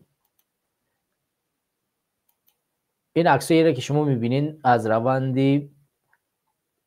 کنسرتی است که در شهر خوروغ انجام داده شده بود. همونطور که شما میبینید یادآور میشویم که امامعلی رحمانوف در یک سخنرانیش در روز استقلالیت از تمام مقامداران خواست که هیچ گونه پیشوازگیری از جانب یا اینکه مارشیروفکا از جانب طلبگان انجام داده نشود، دانشجو انجام داده نشود و باید کارکنندگان معارف و صنعت و فرهنگ باید کار کنند در میدان ها بیان و پیشوازگیری از اونها انجام داده شد. ولی میبینیم که در یک ولایت خیلی بزرگ و ساکنانش که کم هستند چون این انسان ها را تجمع آوردن و رقص و سرود خوانی کردن با اون اهل فرهنگ ولایت کافی نمیموند و حتی اگر شهر نویان بردن بازم اینجا اشخاص زیاد است و میبینیم که رحمانوف مقابل گفته های و کردار خود انجام میدهد و ما دیدیم این عکس ها را واقعا ببینید شما از استفاده از دانشجویان و طلبگان اینا هیچ وقت ببینید این دخترها را شما یک بار چهرهاشون رو نظر کنید اینا کودکان دیگه رو معلومند که طلبخوان مکتبن و هیچ وقت اینا 18 19 سالک نیستن طلبگان مکتب شما همونطوری که میبینید این بچگان ببینید این در کجا در فرهنگ کار میکند هرگز چون این اشخاص در فرهنگ کار گرفته نمیشن اینا کودکایی هستن که از مکتب مجبوری آوردن ماها مارشیروفکا کردن تمرین کردن و امروز به خاطر اومدی رحمان باید در اینجا کار کنن برقصن و این کودکان را که شما بازم دوباره در عکس میبینید اینا هیچ وقت کارکن یگان دولتی نیستن که در فرهنگ و یا در دیگر مناطق ها کار کنن این 100% که طلبهای مکتبن دیگه دانشجوان و اینا رو اینجا آوردن برای استفاده از چی از این همین ابوعلی رحمانوف ظالمی تاجیکستان و همونطوری که میبینید علیشیر میرزانابوتوف رئیس ولایت مختار کوهستان بدخشان که در قتل کشتار مردم این منطقه دست دارد بازم در نزد پرزیدنت شیشته است و کفکوبی میزند و برای اون کارهایش که به مردم خودش خیانت کرد مردم خودش رو به قتل رساند و با فرمان همین اشخاص لیدری مردمی بدخشان محمد باقیروف به شهادت رسید باز هم میبینید این کودکان هم هستن همونطور که شما میبینید ما دوستان این کودکان رو نشان میدیم تنها به خاطر اون چیزی هست که دروغگویی موملی رحمانوف بسیار آشکار کرده شود اگر که دوستان بخواهند نوارش هم میگذاریم که میگوید که از کودکان و از دیگر دانشجویان استفاده برده نشود و نباید که رئیسای ناحیه ها و دیگر نفرها وقتی که میروند از استفاده طلبگان استفاده کرده شود ملاقات کرده شود این فرهنگ رو باید از بین ببریم فلان و بسمدان کنیم ولی همونطوری که شما میبینید این همه دروغ بهتان تهمت و بازم این استفاده طلبگان این همونطوری که میبینید این قدر مصرف و مصرف کاری برای این سه مکتب میساختن بهتر بود همونطوری که شما میبینید از این تمام جشنواره ها استفاده بردن در حالی که در ولایتی که غمزده است من از همینجا عرض تسلیت میکنم به تمام مادران و از مردم تاجیکستان که مظلوم هستند از شما عذر میخواهم بخشش میپرسم که ما نتوانستیم تو امروز متاسفانه هم درد و هم روز شما باشیم و قصد اون فرزندان شما را که اینها به قتل رساندن قصد اونها را بگیریم و در نزد شما سرفراز باشیم و درد شما را تسکین ببخشیم از شما من بخشش میپرسم از تمام مردم تاجیکستان چون این خوشحالی که خونخوارا انجام میتین ضربه با خنجر به دل شماست خنجر به خانواده شماست که من همچون یک تاجیکستانی این رو تحمل کردن نمیتونم دوستان این چند عکسایی بود که از روند همین تظاهرات از روند همین نشست برای شما ما نشان دادیم همونطوری که شما میبینید الان بیاین دوستان یک نواری هست همین نوار رو بازم یک بار دیگر اگر چی کنیم نوار یک بار دیگر ببینیم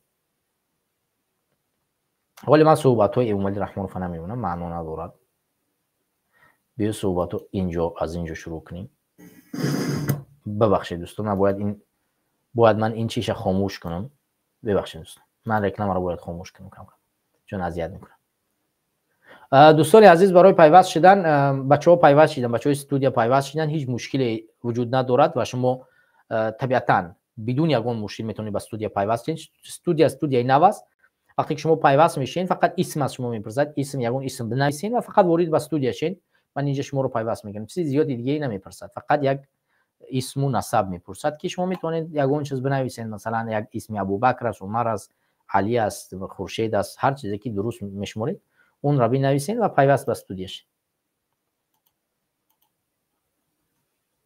خب من این رو با سمت شما بیارم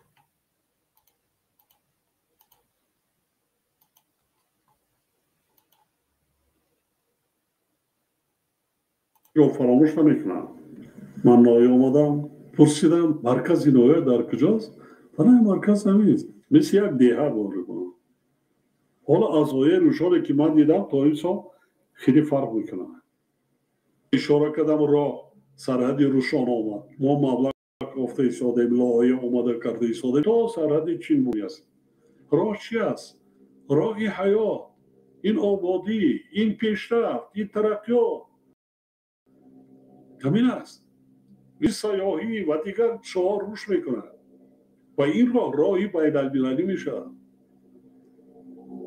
آینده بدخشان بسیار درخشان است. خانه‌های نه اساسی در 4 سال 5 سال 6 سال نقشه گیرید تا سازید، بنیاد کنید. کسی شما را کاردار نیست. برای خودتان، برای فرزندانتان خانه‌های خوب سازید. شرایط زندگی را خوبتر و بهتر کنید.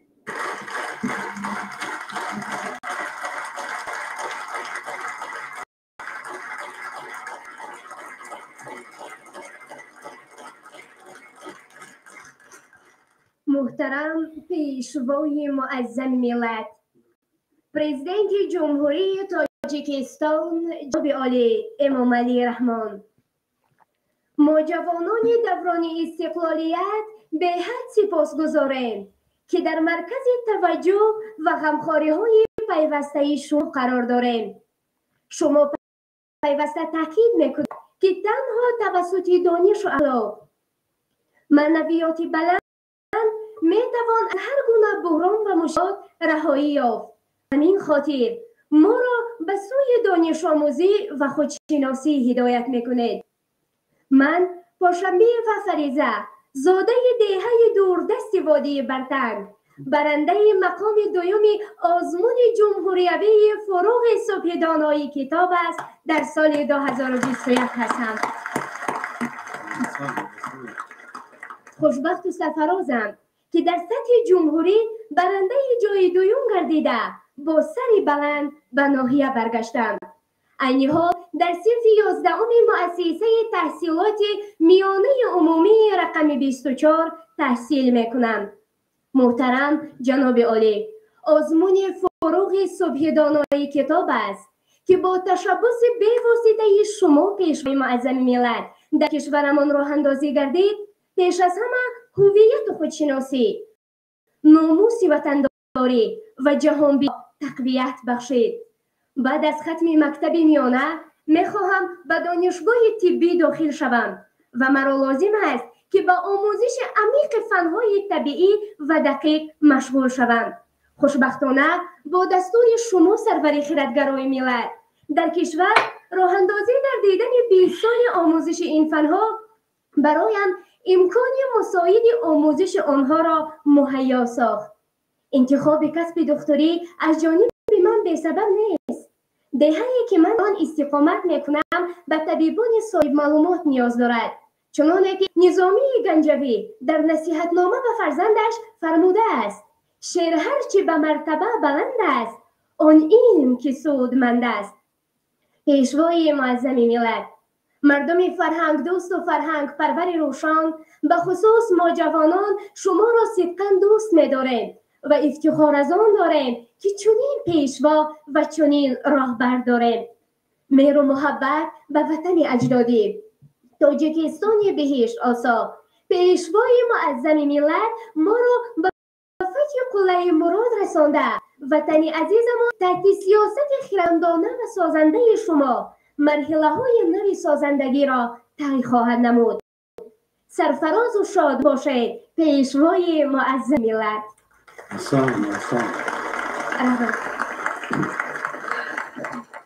برتنگ از مرکز نوید 200 کیلومتر است و بلند است از سطح بر. در اونجا مردم استقامت میکنند، زندگی میکنند، و چارواداری مشغول، آباد کردن، برق بردیم. بدخشان خیلی از منطقه زیبا دنیا را نیست. نه از خوب بچه‌های ما تربیه کردن. قاضیران میشه روز 41,000 جوانان با استعداد ما در خارج کشور تحصیل کرده ایستادند. از همین 50% دخترها است. در 46 دولت دنیا تحصیل کرده ایستادند. دانشگاه‌های پیش قدم دنیا تحصیل کرده است. This is my favorite multi-tool kit so far. Whenever I need to دوستان ببخشید من مجبور میشم هم استودیا کم نوار را خاموش کنه وقتی که تبلیغات نشر میکند اینجا میتواند که به یوتیوب من به استودیا من خلل برساند و من مجبور میشم که را خاموش کنم و ببخشید این بار از نو میارم.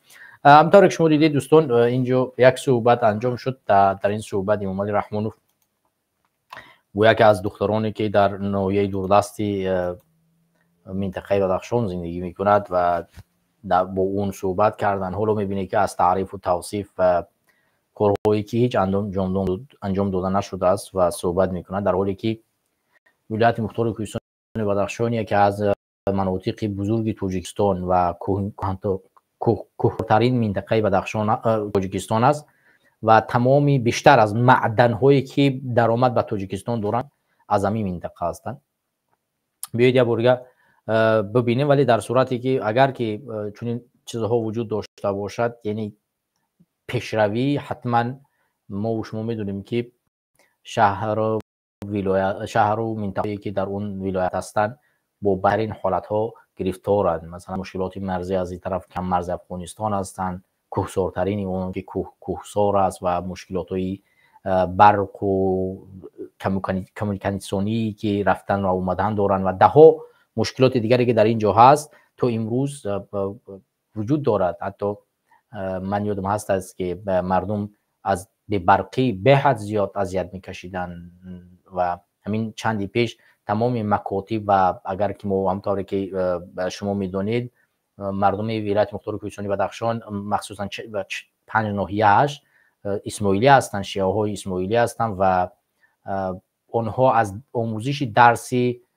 عقیده خود که در اونجا سالهاست تدریس کرده میشد محروم گردیدن و حتی اون بیمارستانی که از جانب فاند آقاخان تشکیل کرده شد، حکومتی کرده شد، دانشگاهی که اونجا ساخته شد، اونها از دستشون گرفته شدن و ده‌ها اداره ها و چیزهای دیگر بسته شد و مشکلات های زیادی دیگه که اگر ما بررسی کنیم خیلی زیاد است. ولی بیاز گوش کنیم که رحمانوف باز از کجا تعریف و توصیف میکنند.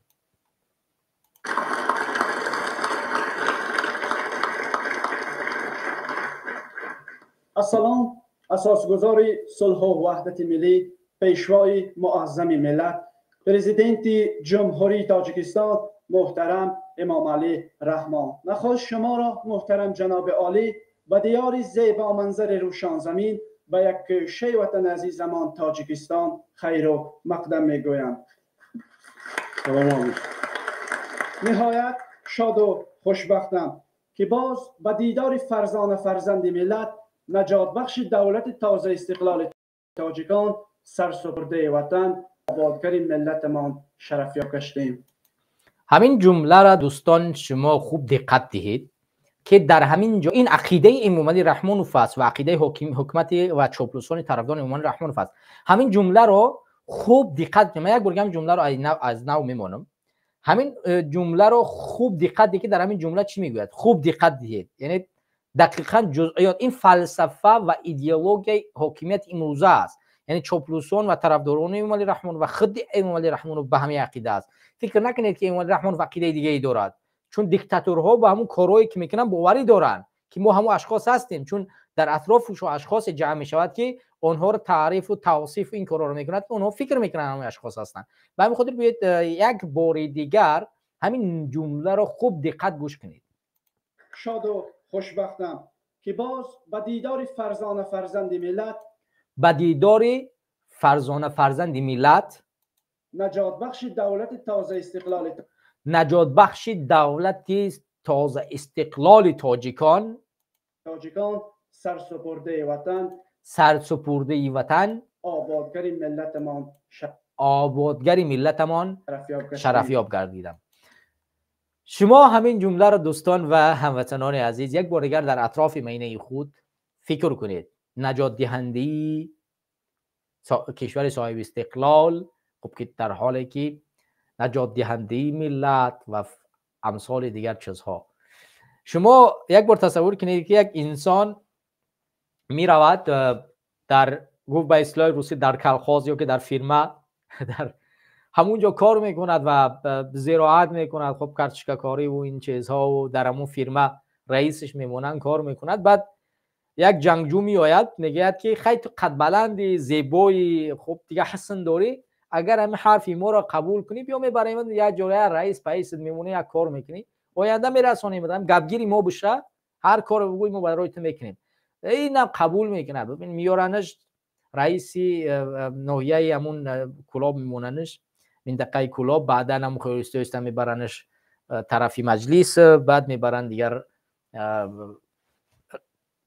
انتخابش میکنن در سیسی و 16 بود اگر اشتباه نکنم بعدا هم خیر رفتن میگیرد میبرنش به یک جا میرسوننش کی میبره سنگک سفر و دیگه امثال اشخاص یعنی کسی که هیچ گونه علمی سیاسی دولتداری اجتماعی در وجودش نبوده است و ندارد 4 اشخاصی نظامی که باز هم از این علم برخوردار نیستند میارن این گونه انسان در حاکمیت میشناسند با ضرب سلاح و تهدید سلاح کارهای اون سلاحکارا را ای انجام میتید و میآید تمامی کارهایی که این سلاحکاران از جانب روسیه اداره کرده میشوند با حاکمیت میرسد و روسیه هر کارش که میگه انجام میتید با مشورت روسیه تمام سلاح بدستانی که در کنارش بدن به هلاکت میرساند زندان میکند ایست برمیگردد با مشورت روسیه یعنی ببینید رحمانوف هیچ گونه نجات دهنده نیست یعنی این حرفا رو من برای چی میگم به خاطر اون چیزی که هر کاری که در زمینه همین کار شدگی است از جانب کی شدگی است از جانب مشاوران روسیه که آمدن رحمانوف گفتن که تو آدمی مایی تو کمونیستی همونطور که در سخنرانی‌های سال 1990 و 91 انجام می‌دهید تو همین اشخاص هستی و تو باید برای ما خدمت کنی و با همون مشورت اونها چیکار کرد آمد به اینجا رسید یگان نجات دهنده یگان پیشرفت این طرف اون طرف نیست این اشخاص همین گونه سواد دنیوی و دینی و هیچی نداشتن که به اینجا آمدن رسیدن از کجا میتونست تاجیکستان را نجات بدهد در شک نیست که روسیه مجبور ساخت و بیان در میز مدور بشینن و صلح کنند کارکاری روسیه بود وگرنه رحمانوف تاجیکستان را بر از دست داده بود و فرزندان اصیل این کشور حکومت به دست میگرفتن و تاجیکستان آباد میساختند استقلال کاملی کشور به دست می اومد نه این طوری که عین حال داریم نه استقلال کامل داریم نه استقلال اقتصادی داریم اجتماعی داریم یگان نمود استقلالیت نداریم هر قدم و هر دیدار شما محترم جناب عالی برای مردم مهمان نواز روشان آبادی فراوانی برکت را هدیه می نماید شمس غفروز یکی از فعالان جوان ناحیه روشان هستند محترم پیشوای معظم ملت ما از سیاست خردمندانه و دوربینانه شما محترم پرزیدنت محبوب ماست که امروز در فضای طنز آرام ثبات اجتماعی و ولایت قانون سیمای ناحیه به کلی تغییر یافته در همه ساحه‌ها پیشروی‌های نظررس به چشم می‌رسند قید کردن به مورد است که جوانان ناحیه واقعا دستور سفارش‌های شما را سرمشق کار زندگی خود نموده در آباد نمودن گوشه زیبای دیارمان سهم خود را گذاشته‌اند این است که جوانان باننگ و ناموس ناحیه با دستگیری صاحبکاران وطنی که تنها در سال جاری 10 میدانچه ورزشی و تالارهای ورزشی را ساخته و استفاده داده‌اند ما خوشبخت از آنیم که شما از روزهای اول راهبر دولت انتخاب شدنتان نسبت به جوانان توجه و غمخوری‌های خاصه ظاهر می نموده محترم پیشوای معظم ملت در پاسخ به این غمخوری‌های پدرانه شما محترم جناب عالی ما جوانان وعده میدیم که در گرد سیاست جوانپرورانه شما متحد گشته در آباد نمودن وطن عزیزمان سهم ارزنده خواهیم گذاشت محترم پیشوای معظم ملت با باوری تام اظهار می نماییم که ما جوانان سازنده ناحیه روشان با شما بودیم هستیم و میمانیم بار دیگر قدم مبارک شما را محترم جناب عالی و دیار زیبا منظر روشن زمین خیر و مقدم میگویم سلامت متعهد باشید در یک جایگی ما کارا قدرت داره که از عهده‌اش برآوریم یعنی کاری نمیشتگی در دنیا نیست اگر در یک جایگی ما قدرت و توانایی بی‌درچه کم میشه با بسیار مشکلی های زندگی را ما خودمون حل کرده میتونیم صاحب روشان یا که من ولایت دست به کارهای خیر زده ایستادن، دست به کارهای بنیاد کردن کارخانه‌های 30 سالی، مؤسسه‌های اجتماعی از آن جمله مکتب، مؤسسه‌های تا مکتبی. این اصلا امکانیت و شرایطی که شایع‌کارا در مهیا گردید. صلح و ثبات کامل، تامین ولایت قانون، آزادی. خواجگی دیخانه که کارخانه کرده است، الکی برادرش ختم کرده است، پهلوی این کس برای بنیاد کارخانه کارکرد میوه سبزیجات شروع کردن. یعنی کارخانه کارکرد چی میشه؟ جای کاری برای مردم، زندگیشان خوب میشه، معاش میگیرن، محصول کار میکنن، صادرات میشه. این کارخانه شد سرچشمه درآمد بودجه مایه. قدم به قدم ما زینه به زینه سال به سال پیش میریم. همه چی داره. مثلا محصولات شما را از ولایت میبرن در دیگر جا کارکرد کرده ایستادن. تو چی شما را برده کارکرد کرده در شهر خوجند، شهر اصفهان صادرات کرده ایست. اینجا کاری میشه. این کارخانه خود 3 ساله شد انداز میسپارد. سرچشمه درآمد بودجه میشه. نیروگاه ساخته ایستیم حدود ولایت، راه ها ساخته ایستادیم، با میسازیم، مکتب ها ساخته ایستادیم، کارخانه صنعتی ساخته ایستادیم. در یک جایی ما میتوانیم تیز زود وطن منو چی که میکنیم برای شما کرده ایستادیم. برای نورسان و جوانان امروزه این وطن از شماست، این دولت از شماست. این دولت شما آینده باید صاحبی کنید، بنیاد کنید. برای سواد در کار، برای کسب هنر در کار، معمار در کار، مهندس در کار، آموزگار در کار، اختراعکار در کار. ذهن سونی را تو جوانای بدونی چقدر در دنیا پیشرفته ایستاده است، چقدر رشد کرده ایستاده است. امروز از آفتاب برق میگیرد، امروز از آب سوزشواری میکند، امروز طیاره بی سرنشین است. همه اداره میشود با ذهن سونی، تکنولوژی پیشقدم. یعنی اصلی تکنیکوی تکنولوژی میشود. برای چی این در من گفته ایستادم؟ یعنی ملت باید با سواد باشد. کودکای یتیم قطعی صحبت داشتم در اینجا، ما اونا رو تربیت میکنیم تا حیاتی مستقلانه گسیل کنیم، بخوانیم صاحبی کسب و هنر دیگر. لیکن ما در همه جا دوستان عزیز دیگر صحبت های معنا نمی کند. این رو ما با هم تماشا کنیم. فقط یک چیز رو میخوام اینجا تایید نمایم دوستان که ولایت مختار کوهستانی بدخشان یک از ولایت های باسوادترین تاجیکستان به شمار می رود و مردم این ولایت واقعا باسواد هستند و بودن و هستند و میمونن، چون واقعا در جوده علم اگر ما نگاه کنیم بیشتری کتاب‌های تاریخی، مسائل علمی از جانب اینا نوشته شده است و علاوه بر این در تمام شاخه‌های حاکمیت تأثیر خیلی بزرگی داشتن، چی در گذشته، چی عین حال، چی در آینده خواهند داشت.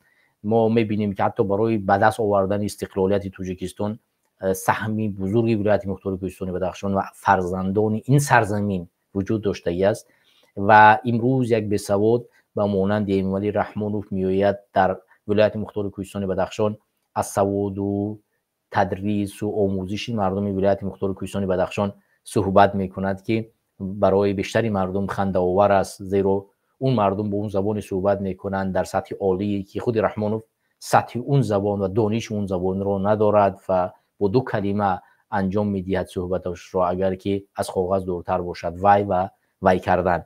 زیرا مردم بدخشان واقعا مردم باسواد و تحصیل کرده هستند و داننده چندین زبان‌های خارجی هستند. حتی چندی پیش یکی از سیناتورهای امریکا با چی بود، بدخشان، دختری بدخشانی بود کار میکرد و 10 دانشمند دیگر در فدراسیون روسیه که امروز روسی زبان از زبان در سطح عالی میدونند در روسیه در چندین سو کار میکنند. واقعا نمیشود این مردم رو مردمی گفت که سواد ندارند، دکتر ندارند، مناطقشون بی دکتر است، چون این مردم واقعا در علم به دنیا اومدن و در علم بزرگ شدن. چگونه این منطقه رو میره میگوید که شما در فلان جا دکتر ندارید و فلان ندارید و این مردم خودش مردمی تحصیل کرده و تحصیل میکنند و ریشه علمی تاجیکستان هم تقریبا از همینجا فرا میگیرد، چون بدخشان واقعا یک منطقه‌ای است که مردمش داننده چندین زبان ها و فرارختن این زبان ها. ببینید وقتی که یک انسان با چندین زبان صحبت میکند خودش الکی ریشه علم است، چون علم از همونجا سرچشمه میگیرد. تو برای آموختن یک زبان چندین مطالب ها و کتاب ها را باید بخونه که با اون زبان صحبت کنن. مردم بدخشان با زبان محلی خودشون صحبت میکنن، ایلوا با روسی صحبت میکنن، با فارسی یا اینکه زبان توجیکی مو صحبت میکنن، ایلوا با روی زبان انگلیسی بیشتری اشخاص در اونجا صحبت میکنن. و همین خاطر واقعا این نکته رو نمیشه نادیده گرفت. و من فقط چند نکته دیگه رو در اینجا ذکر میکنم که دوستان گرامی، واقعا وضع بدخشان با وجودی همین کاهش های عمومی که جنایت ها و چندین چیزهایی که در اونجا به گفتی رحمانوف وجود دارد کاهش یافته است، ولی ما باید یک نکته رو در اینجا طلب کنیم از حکومت دیکتاتوری مولا رحمانوف که به کاهش جنایت در بدخشان دقت ندهد، اهمیت ندهد، زیرا عدالت اجتماعی و حقوق انسان در اینجا حفظ کرده نمیشد. با حفظ عدالت و برقرار کردن زندگی اجتماعی فراهم ساختن آن به این مردم، این ساکنان میتوانند با حکومت همکاری کنند و آینده تاجیکستان را بسازند. در غیر این با احساسات این ساکنان این حکومت بازی میکند و وضعیت این منطقه بدتر و بدتر میشود و هیچ وقت این ساکنان این منطقه با حکومت ها همکاری نمی کنند و تاریخ گذشته تکرار شونده است و در صورت اخیر مجبور می شوند که مراجعت کنند با طالبان، روسیه، چین، قرقیزستان، هر کشوری دیگر که زیر نفوذ اونها قرار بگیرند و همین توانایی که دارند در اونجا انجام بدهند. زیرا در گذشته چون این تاریخی موجود بود و ما باید برای برقرار کردن عدالت در این منطقه تلاش بورزیم و کوشش کنیم که هیچ وقت نگذاریم که رحمانوف و طرفدارانش کار کنند این منطقه رو به اینجا بیارن برسونن. برادران و هموطنان عزیز و گرامی قدرم، ما طولی 1.5 ساعت بیشتر میشه و در بخش مستقیم در حضور شما قرار داریم در برنامه قدرت و حقیقت. امیدوارم که در این برنامه ما توانسته باشیم موضوعی مهمی را برای شما بررسی کنیم و پهلوی درست و حقیقتش را برای شما برسانیم و علاوه بر این شما یک علمی از طرز اداری دولتی و قدرت تاجیکستان گرفته باشید و بدونید که وجودیت ما در قدرت، فهمیش ما از قدرت و تغییر دادن حاکمیت و قدرت، اصلاح کردن آن واقعا برای آینده این سرزمین، این کشور مفاد دارد، فایده دارد، مثبت است. و اگر ما این کار نکنیم همه این حرفایی که من گفتم به ضرری ما انجام می شود. ظلم و ظالمی و شکنجه و دزدی و غارتگری و بی‌عدالتی در جامعه بیشتر می شود و عاقبت هم ملت و هم کشور رسوا می شود و همین زیر یگان کشور دیگر قرار می گیرد. دیگر برادران و خواهران عزیز، شما را وقتونه نمیگیرم و شما را به خدا میسپارم. امیدوارم که در آینده در برنامه ها سهم بگذارید، اشتراک کنید و بتوانیم یک صحبت دوستانه و رفیقانه راجع به کشور خودمون، وطن خودمون داشته باشیم تا اینه که یک تسکینی باشیم به روی زجر دیدگان و کسانی که درد دارند و علاوه بر این یک راه حل باشیم برای مشکلات مردم کشور خودمون. شما را واقعا به خدا میسپارم. الله متعال همه شما را حفظ نماید.